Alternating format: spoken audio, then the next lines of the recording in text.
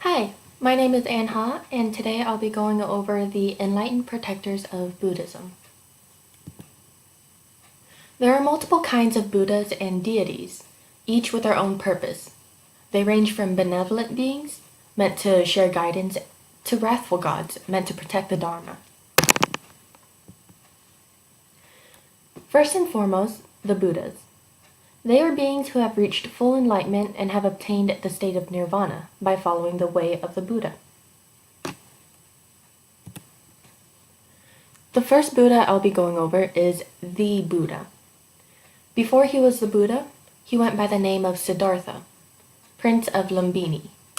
Siddhartha's father had received a prophet that stated that his son would be either a great political leader or a great religious leader.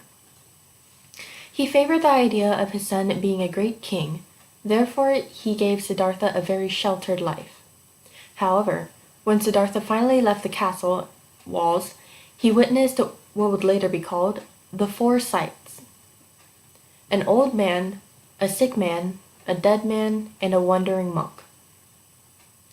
These sights invoked his loving kindness, causing him to forsake royalty. Siddhartha then went on a journey to achieve nirvana along with a few others.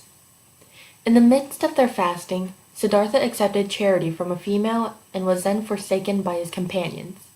Siddhartha later reached enlightenment by himself under a Bodhi tree. While he was contemplating the meaning of enlightenment, therefore founding Buddhism.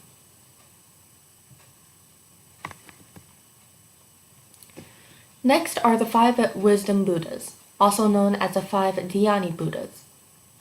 The main purpose of these Buddhas is to guide one method of meditation, in other words, their Zen.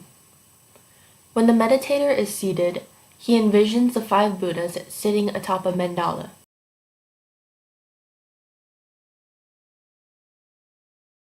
Akshohabhya, Amitabha, Amoghasiddhi, Ratnasambhava, and Vairocana are seated east, west, north, south, and center, respectively. Each of the 5 wisdom Buddhas represent one of the 5 aspects of enlightenment, which are also meant to counter the 5 deadly poisons. Akshobhya represents consciousness and is located on the eastern side of the Diamond Realm. He is the lord of the Abhirati, Pure Land. He is blue-black in complexion and has several attributes like Vajra: 3 robes, a lotus, a prayer wheel, and a sword. His consort is Lachana, and his bija starts with hum. In Vajrayana Buddhism, it is believed that he helps overcome anger and hatred. Amitabha represents compassion and is the best-known Buddha among other dhyani Buddhas. He is the lord of the Sukhavati Pure Land. He is reddish in complexion. His consort is Pandara, and his bija starts with Hiri. In Buddha statues and images, Amitabha's hands are in meditation mudra, meaning his fingers are barely touching and gently folded over the lap, with palms facing forward. In Vajrayana Buddhism, it is believed that he helps overcome desire and selfishness. Amoghasiddhi represents accomplishments of all action. He is the lord of Prakuta Pure Land. He is greenish in complexion and his consort is green Tara. His bija starts with A. In Buddha statues and images, Amoghasiddhi's hand gesture is of mudra of fearlessness. His right hand is in front of his chest and palm facing outward. In Vajrayana Buddhism, it is believed he helps overcome envy. Ratnasambhava represents richness. He is lord of Shimrat, Pure Land. He is yellowish in complexion and his consort is Mamaki. His bija starts with Tram. In Buddha statues and images, Ratnasambhava holds his hand in a wish-fulfilling mudra. his right hand facing down and the palm outward, and his left in the mudra of meditation. In Vajrayana Buddhism, it is believed he helps overcome pride and greed. Vairocana represents the wisdom of Shunyata. He is also regarded as primordial Buddha. He is Lord of Akanista Pure Land. He is white in complexion, representing all colors of light. His consort is white Tara, and his bija starts with Om. In Buddha statues and images, Vairocana holds his hand gesture in such a way that the thumb and index finger touch at the tips to form a wheel. This gesture is known as the Dhammachakra mudra, and it represents the turning of the wheel. In Vajrayana Buddhism, it is believed that he helps overcome ignorance and delusion.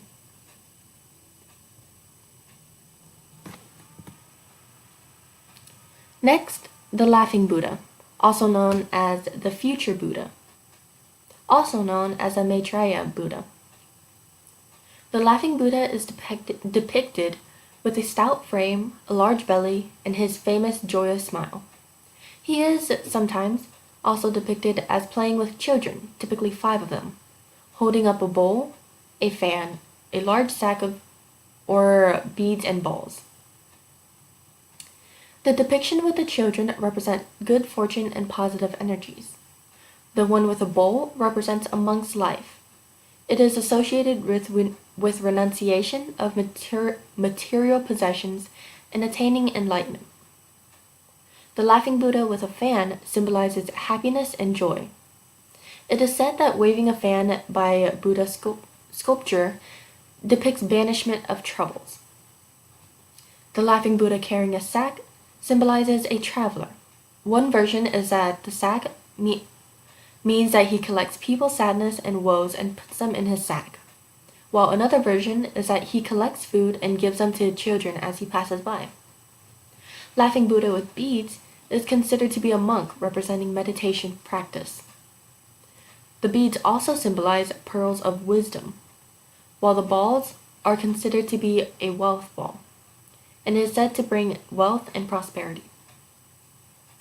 The future Buddha is also known as Buddha Maitreya, and is recognized in both Mahayana and Theravada Buddhism.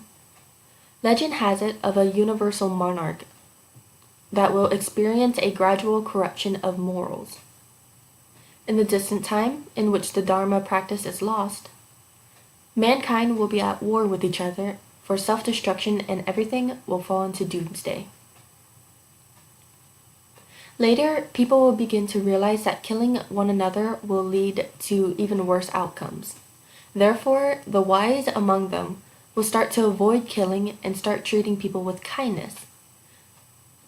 These compassionate relationships and restraint of committing evil deeds will enable them to increase their lifespan. Gradually, when the lifespan of human will reach 80,000 years, the Maitreya Buddha will be born among them, in order to give guidance and restore power within the Dharma. As of right now, however, the Laughing Buddha is technically not a Buddha, but rather a Bodhisattva, said to be residing in the Tushita heaven, which is part of the Deva realm in the Kamadhatu, awaiting for his time to be reborn.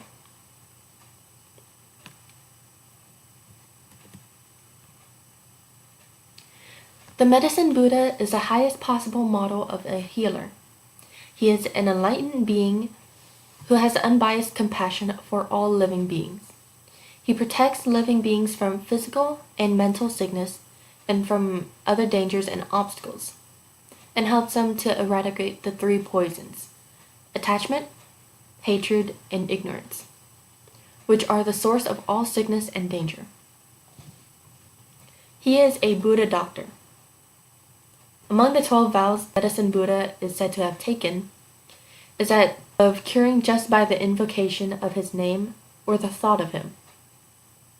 He is worshipped as a dispenser of spiritual medicine that could cure spiritual, psychological, and physical disease. But the Buddha is not worshipped simply for healing powers alone. He is a form of the Buddha nature that we aspire to realize in ourselves. Through the practice of meditation of the medicine Buddha, one can generate enormous healing powers for oneself and for the healing of others. As Mahayana Buddhism spread through the Far East, it took with it the Ayurveda, the sacred medical system of India, meaning the science of life, and the worship of the medicine Buddha.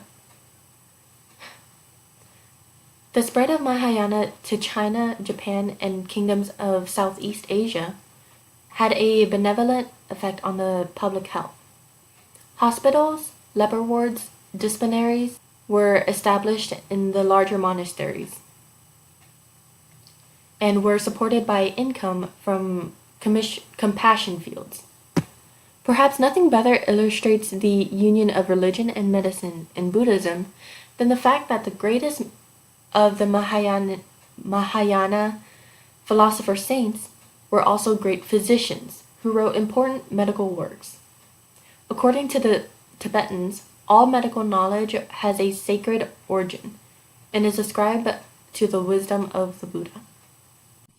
Moving on from Buddhas, I will be going over wrathful deities, which are mostly seen in Tibetan Buddhism, but have still been referenced in the earliest of Buddhist scriptures.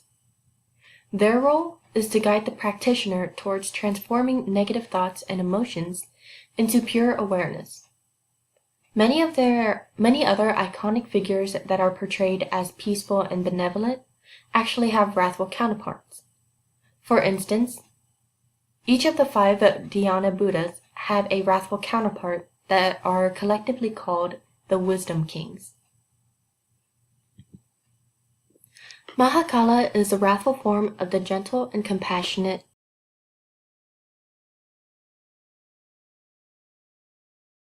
In Tibetan iconography, he is usually blue or black, but has appeared in other colors as well. He has 2 to 6 arms, 3 bulging eyes with flames for eyebrows, and a beard of hooks, as well as a crown of 6 skulls.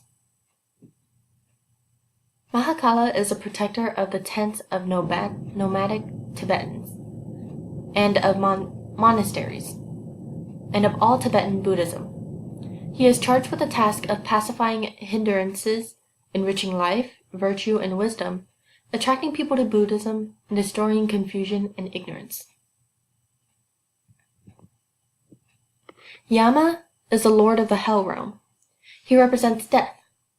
In legend, he was a holy man meditating in a cave when robbers entered the cave with the stolen bull and cut off the bull's head. When they realized the holy man had seen them, the robbers cut off his head as well. The holy man put on the bull's head and assumed the terrible form of Yama. He killed the robbers, drank their blood, and threatened all of Tibet. Then Manjushri, Bodhisattva of wisdom, manifested as Yamantaka and defeated Yama.